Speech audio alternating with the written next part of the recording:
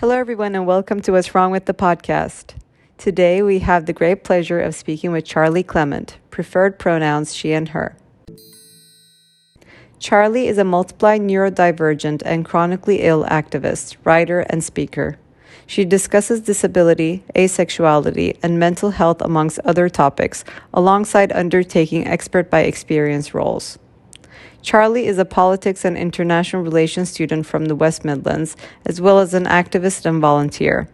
In 2019, she became a #IWill ambassador for youth social action, and she's also a long-term volunteer for the Scouts.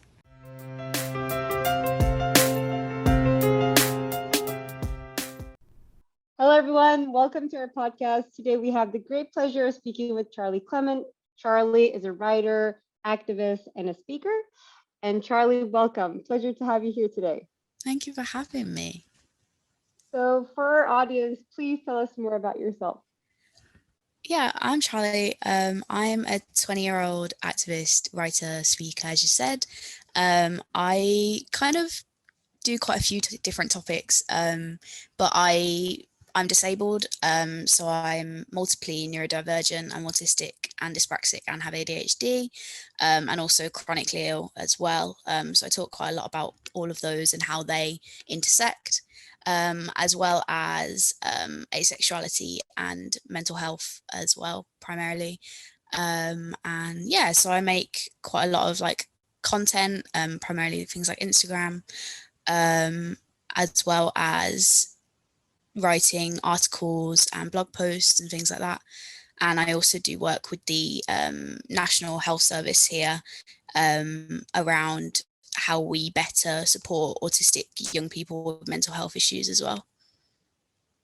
Great. So I do want to talk about kind of your own personal experience, but what you have observed also, maybe like locally or globally, that kind of led you to, I guess, activism. You really felt the need to write and speak about it and be active about it. So, what were some of the things you personally experienced or have witnessed that you really felt the need to do more around it? Yeah, I think for me, all of my different diagnoses all kind of happened in tandem, which makes it quite hard to explain, but it means that I was dealing with quite a lot, quite young, all at once. Yeah. And, I was noticing that society didn't really want to work for me. My education was extraordinarily difficult. Um, I was facing quite a lot of medical sexism, and doctors telling me that I was going to school, so I was fine, and I had a doctor tell me that I didn't have an issue with my heart. It was actually that I had naughty girl syndrome because I wasn't drinking enough water, so things like that. And how old were you At when that these point, were happening? I think I was already 17 when that particular incident happened. But I started my journey of trying to be diagnosed with my physical health conditions back when I was 10. Wow. It took about 7 years before anything got diagnosed. Um, but my autism diagnosis came at 15.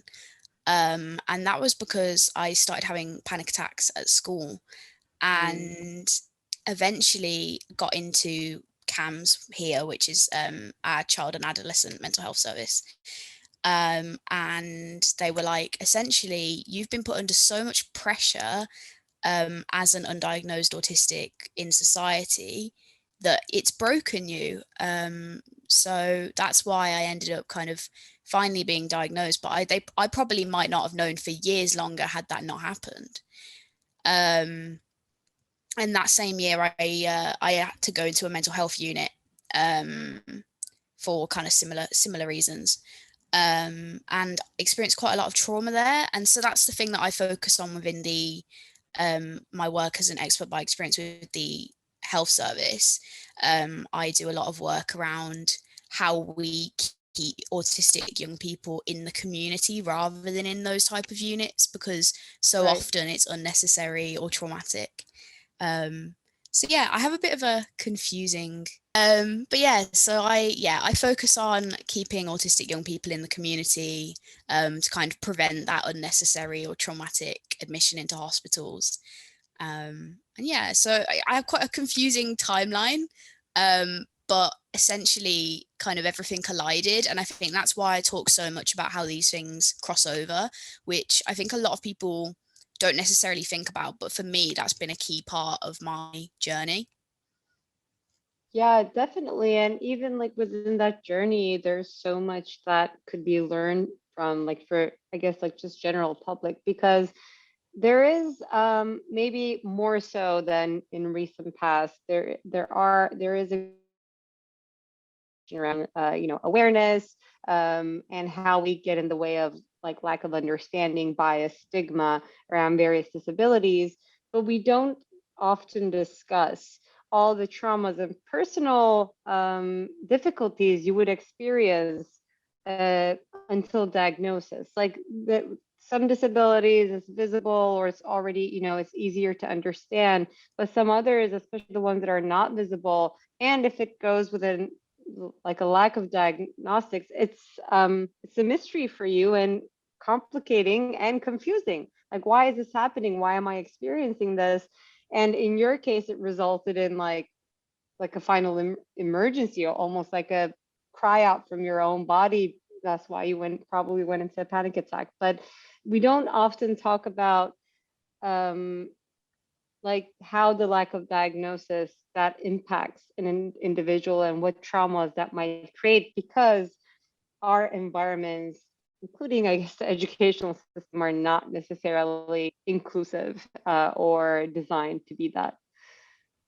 Yeah, and I think it's there's so much around like those of us who, we kind of get by because of things like structure and routine. So for me, I thrived at school because Mm, there was so much structure that I was just going from lesson to lesson and doing my homework as soon as I got home for hours on end, and all of these things that kind of kept me stable. And one day that kind of just came crashing down around me. mm. But there's so many people that just don't get picked up at all because they cope and they cope and they cope until one day they break. And Yeah, that can be at 15, like it was for me. That can be at 40. yeah. And it is really unfortunate, but it is also very interesting. Yeah, and you probably get even more so like when as you grow in an adult and you're also in like work environment and your own social networks, you probably also face a lot of either prejudice or like misunderstanding from people around you too, because you don't know what's happening with you or like they have no idea. And that just like I couldn't, well, I can't imagine, but I can totally understand how that kind of like continues to build upon you and could affect mental health and just your like life quality in general. Yeah, I mean, I had no idea why I was different. And experiencing physical health issues at the very same time as well. I was constantly in pain. I was getting more and more chronic fatigued by the day. And so, I never really understood why I was different. I never really understood why I couldn't get on with the other girls, because I just didn't really understand like their ways of playing, and later like discussing things and all of those things. And I didn't understand why I learned in a different way, why I had different focuses, why I was so anxious. Like there's just so many things that for a 12, 13, 14-year old to not understand themselves that heavily, that is really traumatic. And I think that we need as a society to get better at spotting it earlier, even in those who don't necessarily need as much support at a young age.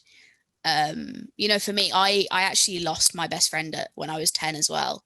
And so it all kind of compounded there as well. It all meant that, you know, I was dealing with grief, and you know, autistic people deal with grief in quite a specific and different way. So I was also dealing with that, and yeah, for me, everything just collided. And I think that as I've got older and I've kind of unpicked all of that, you know, it is easier, and I can discuss it now. But it makes me sad. It makes me really sad that I have to look back and think about how many years I essentially lost to all of that. Um, yeah, it's hard. Yeah, and things you had to deal with as a child, like as a mom, that like hits me, right? Like I don't like no children should like really start questioning themselves at the age of 10. Um, but yeah, you know, my chronic pain, it is visible if you look hard enough. You know, you can see it in my gait, in how I walk. You can see it in my little winces sometimes. You can see my hypermobility in the way that my joints are not quite in the right place, and I walk on my toes. You can see my dyspraxia, in how I walk, in how I hold a pen, in how I hold cutlery. You can see my autism sometimes. You know, sometimes I'll be speaking, and I'll be masking, and I'll be like very aware of myself and how I'm talking, and then as soon as I kind of look away for a second, that drops, and then it comes back again.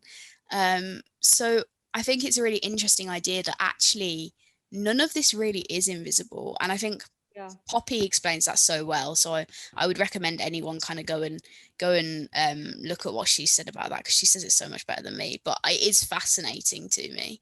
But yeah, I think in terms of earlier diagnosis, misdiagnosis, all of those things, I really think that a lot of the medical sector needs better understanding.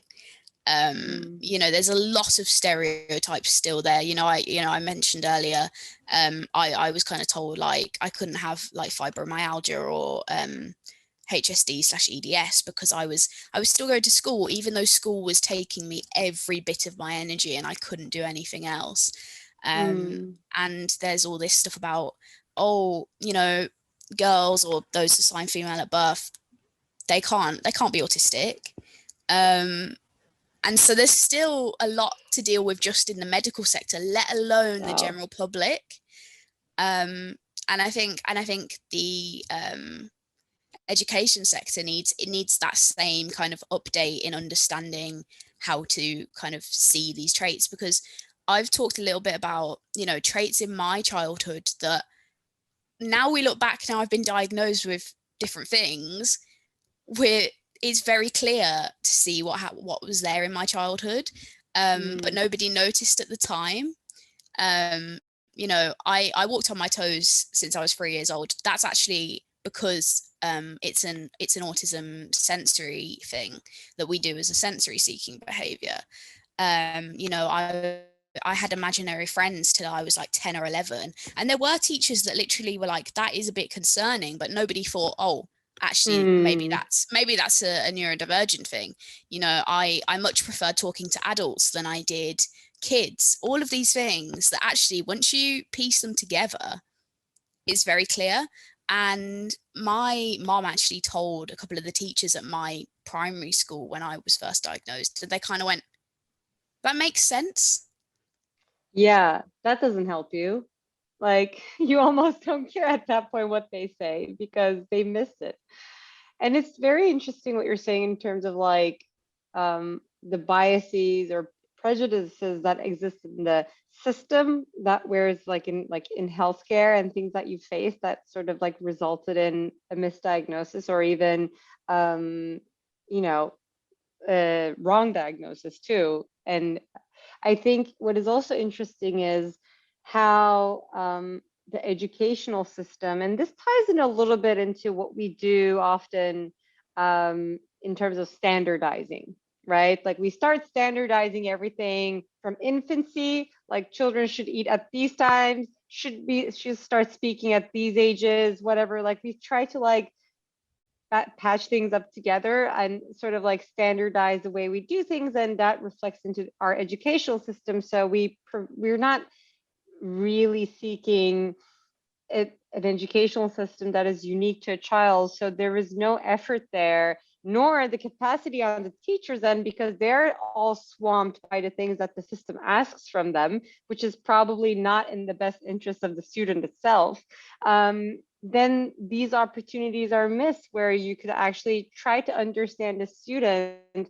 And when you're sharing that one-on-one time, you get to notice more about them. And if there is awareness and education around these potential signs, teachers can even take on more, so than just like trying to create a customized education for the child, but be able to also guide parents or healthcare practitioners on like, you need to, you need to speak with this child or meet with this child, or we should look into this further.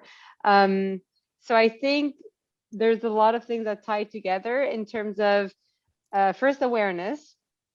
And if we are aware, how do we sort of synthesize that information, right? Like, is a teacher able to, or someone at school able to sort of interpret what they're seeing, and be able to connect to right parties? And also what we're talking about, like how healthcare sort of approaches everything in a more standardized methods, and how that also doesn't necessarily work. Um, and I think, and this probably continues on in adulthood, right? Like how, for example, work environment sort of is like, our peers or colleagues are not trained to pick up on signs, right? Or like there's no like employee training around that. And this like goes on and on as you start to get into more different networks. It feeds on each other. Have you ever have you seen or witnessed also like people who have sort of like what you experienced in school, they experienced also in work environment, and then they had like a very late diagnosis, and the work environment was probably like, oh, that makes sense. Yeah, I think so. For me, I'm kind of halfway through my degree, and it's definitely been seen at uni. And I think particularly I've seen it for ADHD, and it's Mm, because I was only very recently diagnosed with ADHD. I really thought for years that autism and dyspraxia explained it all, and then about a year ago, mm, between uni and the pandemic, I suddenly was kind of going, actually, there's more here. And I think what it is again, it's that structure and routine. And it's, school and home keeping you within set structures.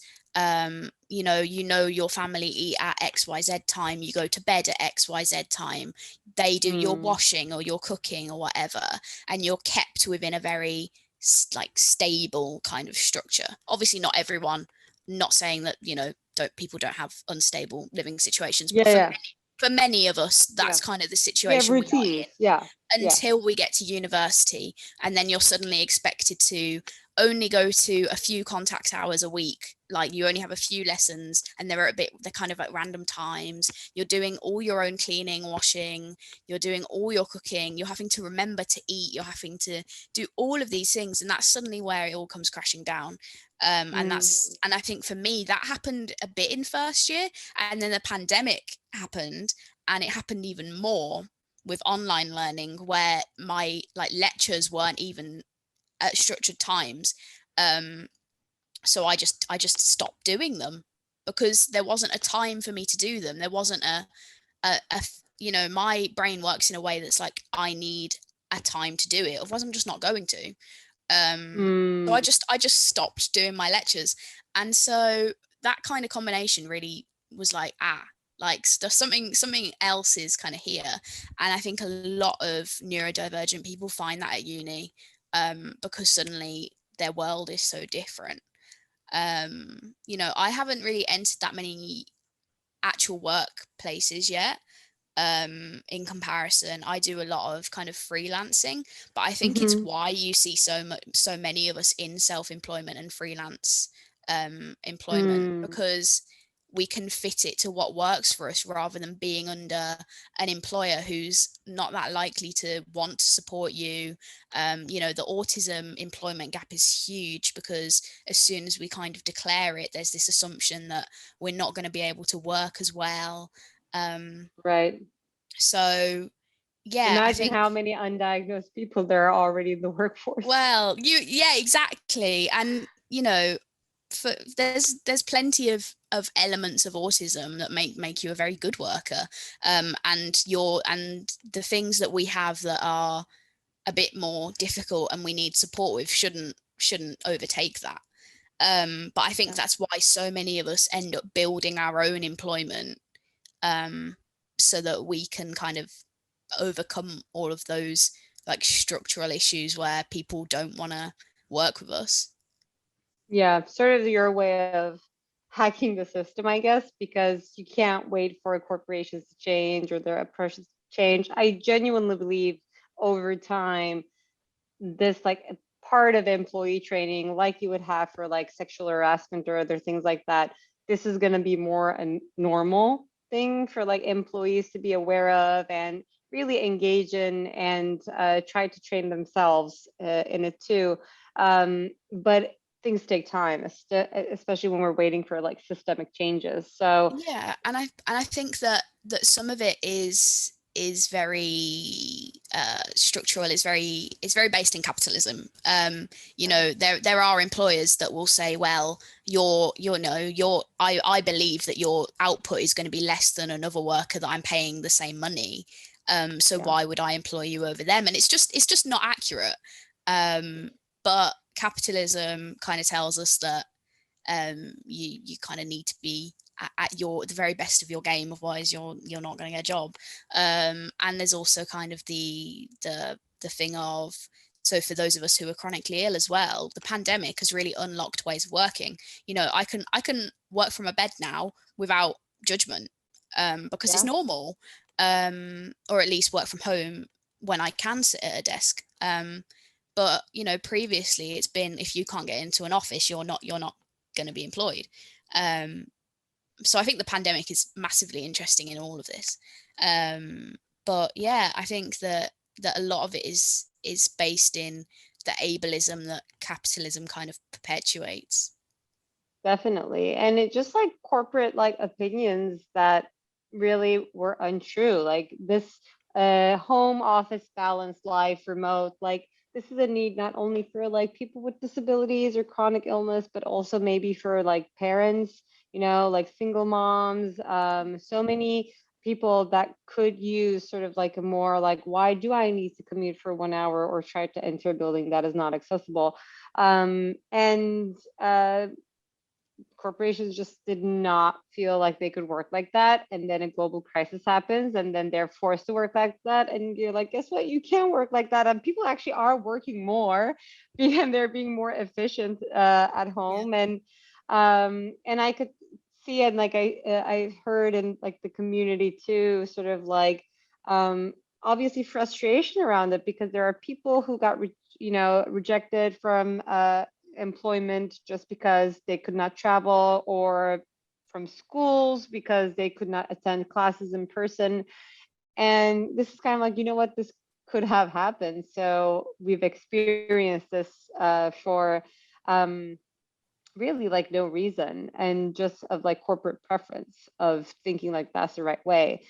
And that's why, as much of its terrible things that happened over the pandemic, I think there are some silver linings, and one being access and flexibility to all, and more awareness around mental health, that I really hope is not like a very temporary thing, and we're not going to forget about it when we're like over the pandemic years from now, but it actually does help us understand that we could do better and be better, and kind of evolve into that. I'm very curious about what you described in terms of, as you sort of like go into adulthood, right? And it starts with university and your environment changes, and that suddenly you're in control of like so many things, and that's new for you, and it could be very overwhelming. Even if like you did not have chronic illness, like it's too much, right? Like there's a reason why so many young individuals are in depression, because first of all, there's so much going on in the world. And second of all, it's a big change and leap in your life. And if you don't have the support that you might need, or an environment that is kind of inclusive or considerate of your needs, it's even more traumatizing, really. And so I've been like fascinated, and I was reading about some housing developments that have been done over the past years for young adults who might be moving away for college, or like getting work for the first time, and they need to be independent individuals now. And these housing developments were specifically designed for, not with, unfortunately, but for people with autism. I mean, these are like 2, 3 developments that happened in US, and maybe, I'm not sure if it happened in other countries, but there's an interesting conversation around how can we make our environments more supportive of our individual needs and customize our individual needs so you can better succeed in college or work if you're able to get one. How, like, what is your take on that, and how do you see that might benefit individuals like yourself or others that are kind of changing the course of their life and taking on new things? I think that's really interesting. I think one of the issues that still comes with that is that they so often aren't built with us. There's kind of this, we're going to do this thing that helps autistic people, but we're not actually going to work out what best supports them. We're just kind of going to go off a perception. And I think that's a big issue that we're still kind of trying to make sure that everything is kind of co-produced. Yeah. But in general, as an idea, I think it's not a bad concept. I know quite a few autistic people who have lived or do live in kind of that supported living, or they have like a personal assistant or a carer. I think it's quite interesting because I think at university here, we actually do get quite a lot of support. At least at my university, our like halls of residence kind of have porters attached to them who kind of look after your post, and you can go and tell them if you've got an issue or things like that. So you kind of get a taste of that. And for me, that was really big in knowing that I could move away for university. For a couple of years before I applied to uni, I was very much like, I don't think I can do it. I'm going to need to stay at home and commute, and all of these things. And in the end, I kind of was like, no, actually, there is enough support available that I will be able to do it. Like, that is the easiest way for me to step out of my family home, is to But do it did at that uni. affect your selection of school, like knowing that? Um, Yes and no. I feel like there were universities that were definitely less supportive. There were definitely ones Mm. that I went and looked at and had conversations with, and they were like, not really sure we can cater for you, not really sure like that Mm. we can support you enough, sort of thing. And I was like, okay, maybe you're not the one. And I think I did pick the best one for me at the time. Whether it's the best one for me now is kind of another question. But definitely for first year, like, I did make a choice that was very much centered around disability rather than my academics Right. necessarily. So I know like you guys have like the Ivy League, right? So Yeah. we have what's called the Russell Group, Okay. which is kind of not the same thing, but I suppose is the most direct comparison. And Gotcha. I don't go to a Russell Group university, and I had offers from several, because I just didn't think that they would support me well enough. So it definitely did impact my choice, and it's something that I feel shouldn't impact that choice, because I should have been able Right. to go wherever I wanted and got the same support anywhere, but that's just not the case. Exactly. Yeah. And I think, when we're trying to address so many of the social issues around the world, it does take multidisciplinary, private public collaborations really to be able to like address these. But I find these are like really interesting in terms of like as a design studio too. Yes, maybe universities are not accessible, but could you do a design intervention in the city or near the neighborhood that could support the community? So like, how do you still take action around that in design? And try to find design solutions. And I'll give credit to Christina Mallon, my dear friend, who says like I'm only disabled by design, and it's very true. Our systems are designed to exclude, our built environments are designed to exclude, and we are having more awareness around like inclusion and how that actually benefits. Like that's why what you're talking about, we're not doing with and we're doing for, is problematic, because life experiences and personal journeys need to be recognized as expertise, especially if you are working on inclusive projects. So your experience, I do not have, and it's so valuable in order to be able to come to design solutions and address the challenges that you're actually facing it as an individual.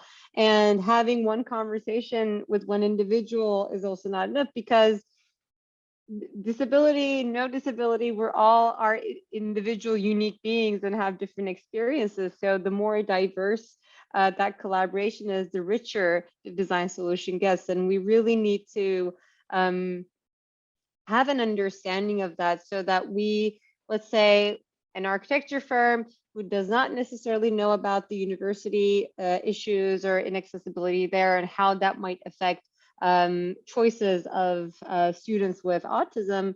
But maybe you can't do anything about that. But as an architect who is maybe working on a student housing project for a university, if you come in with that awareness and co-create with people, then you can actually create an experience for the students that is very unique and really personalized. So that's hence, like, I guess the reason why we even do this podcast, like we need to be able to talk to people on things that we have no idea about and need to learn from. And how else do you think, and I know you already do speaking and writing, and I guess having awareness is one thing and acting on it is another. How do we catalyze both? Like, what are some other ways or ways that you're doing that really would help with the awareness of all of this, and how can we act on them? I think, yeah, it's really hard because I think we, as a community, there's definitely a balance to be had between, okay, there's still so many people that have no awareness, but also at the same time, we need to be catalyzing actual change. Like we can't wait for everyone to be aware before we can do that. Yeah. And there's so many avenues. There's digital inaccessibility. We talk a lot about alt texting and captioning and not using flashy kind of GIFs that can trigger migraines, and using trigger warnings of difficult content. We talk a lot about on a digital level, and then you have on a physical level, you have housing and education and healthcare and so many things, and it is really hard to find where your experience is most valuable. I think for me, I've kind of found it in a few different kind of ways. I do a lot of work in healthcare about both mental health and autism and together. So I think one of the biggest changes that I have is on a level of preventing autistic people from having to go into mental health units. And I do that on a very local level. I sit on panels of individual meetings that determine whether or not these young people go into units. And that's really important to me because I get to really see that impact right there. I get to say, no, this child does not need an admission, and that's kind of that they don't go into hospital, and that's really Right. nice. That's always really important to see.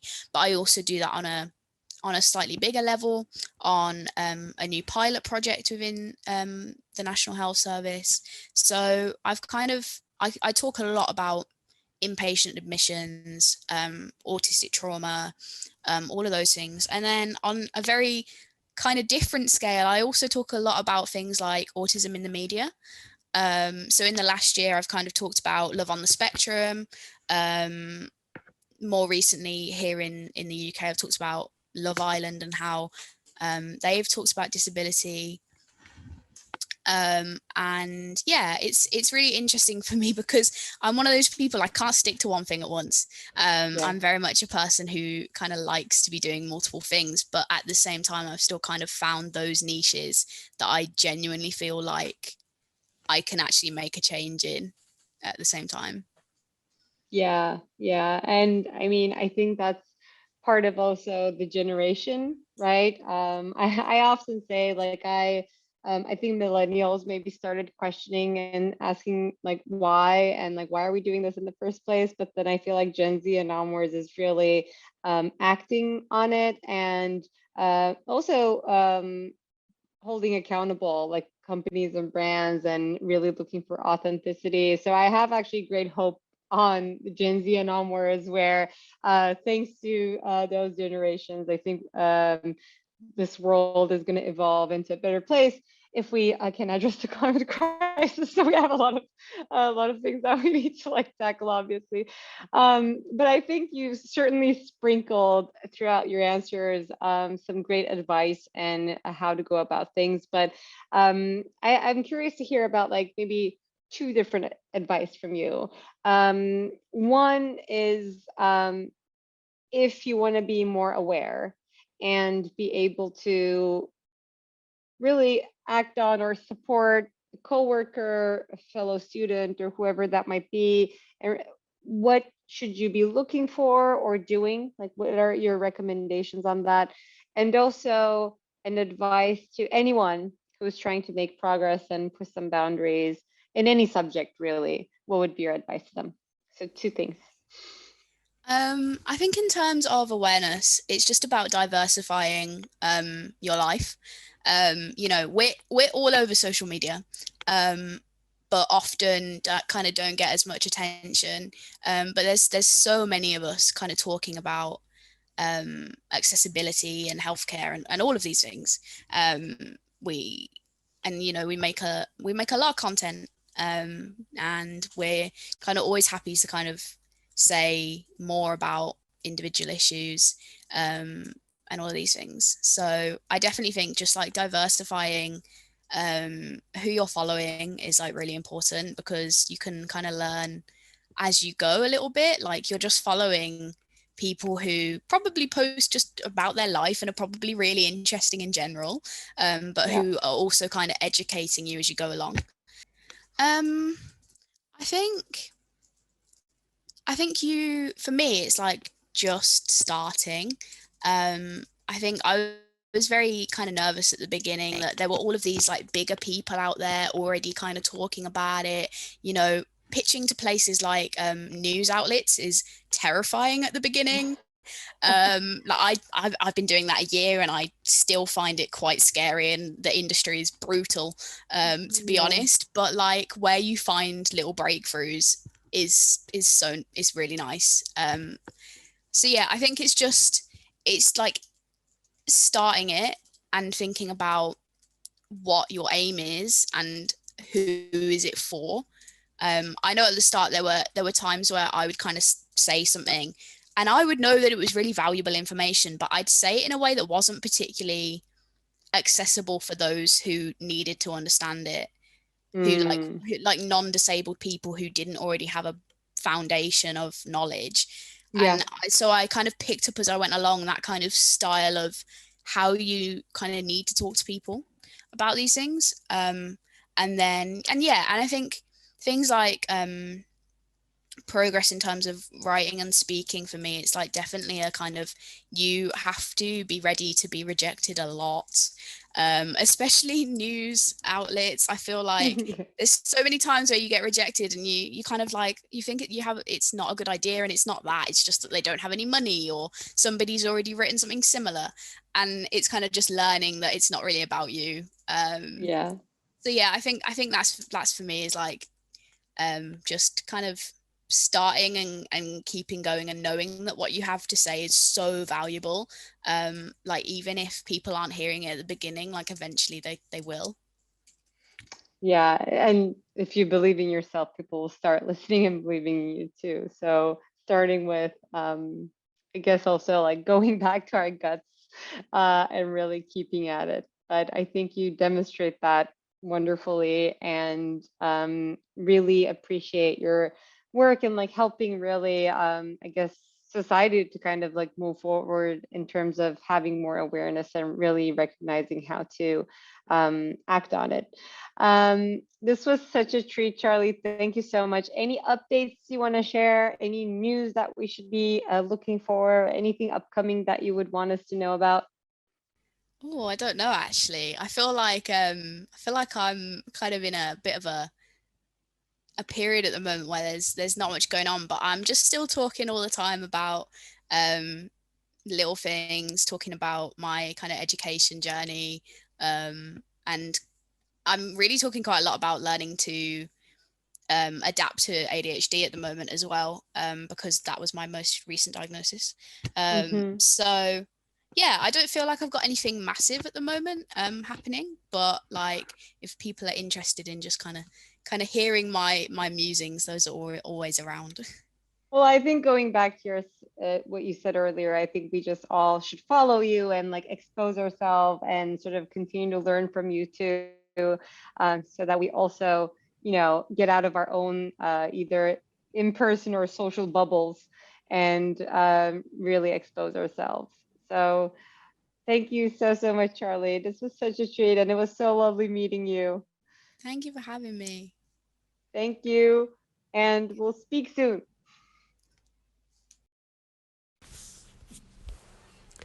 And that is this week's episode of What's Wrong with the Podcast. To make sure you never miss an episode, subscribe to our show on Apple Podcasts, Spotify, or any other podcasting platform.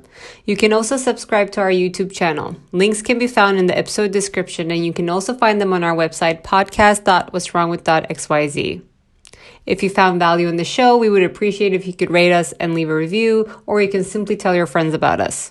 For more details on our guests, follow us on Instagram and Twitter. Don't forget to join us next week. Thank you for listening.